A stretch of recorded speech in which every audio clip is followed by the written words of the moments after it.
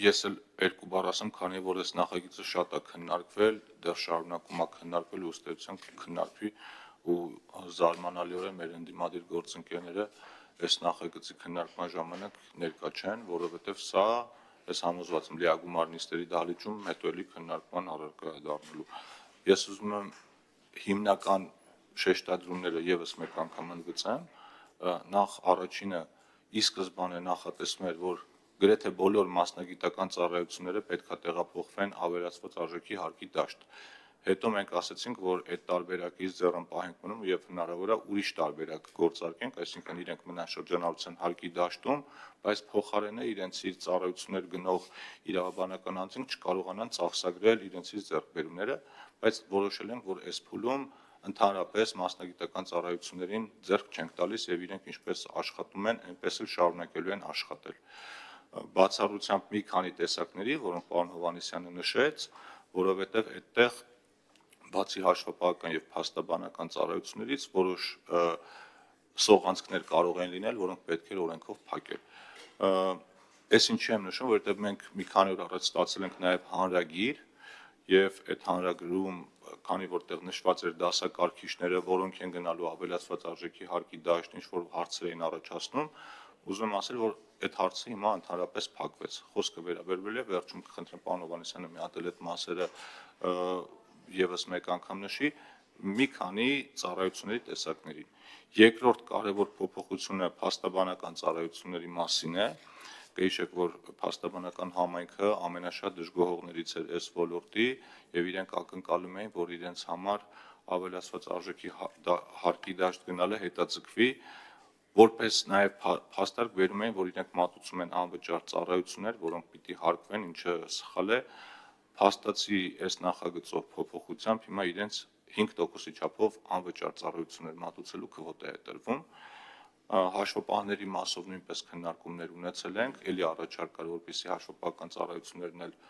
ոչ թե հուլիսի 1-ից տեղափոխվեն ավելացված արժեքի հարկի դաշտ, այլ հունվարի 1-ից, բայց այդ առաջարկը երկար քննարկումներից հետո նպատակահարմար չի գտնվել, հատկապես որ եթե խոսքը վերաբերվում է այդ վարչարարության դժվարություններին,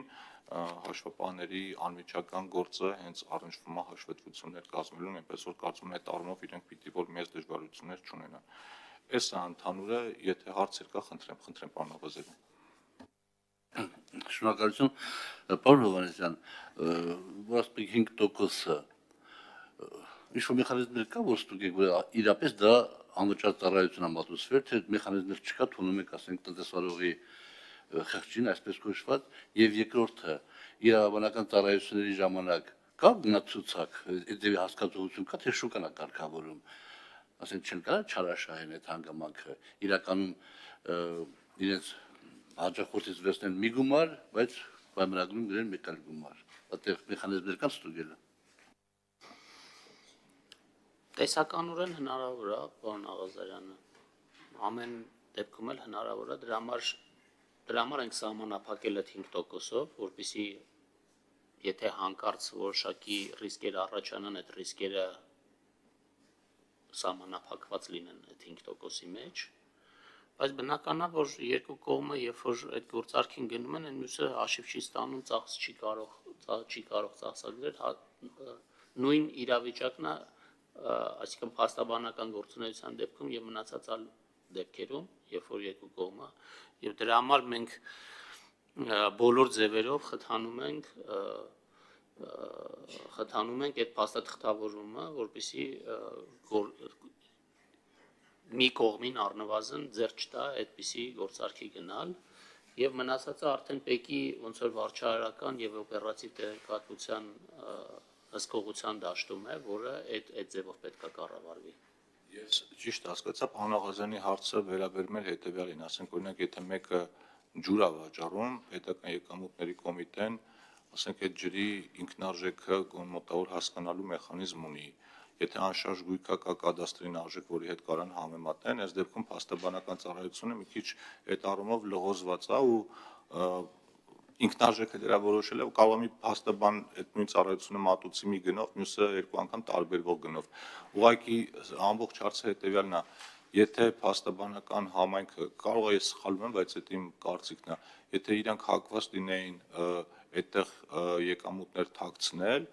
ու այդ իրանց համար ընդունելի մոտեցում լիներ, իրանք այդքան չէին պայքարի ավելացված արժեքի հարկի դաշտ գնալու դեմ ու օրինակ 100,000 դրամի փոխարեն եթե պիտի իրանց ծառայությունը արժանար 120,000 դրամ դառնար պակաս մատչելի, ուղղակի 100,000 դրամի փոխարեն ցույց կտային դրա գինը 60,000 դրամ կամ 70,000 դրամ ու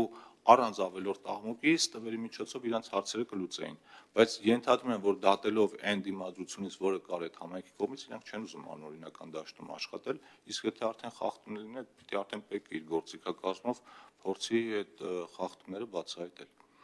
Խնդրեմ։ Փաստորեն, բան վարել ճիշտ եմ հասկանում, պարոն Թունյանը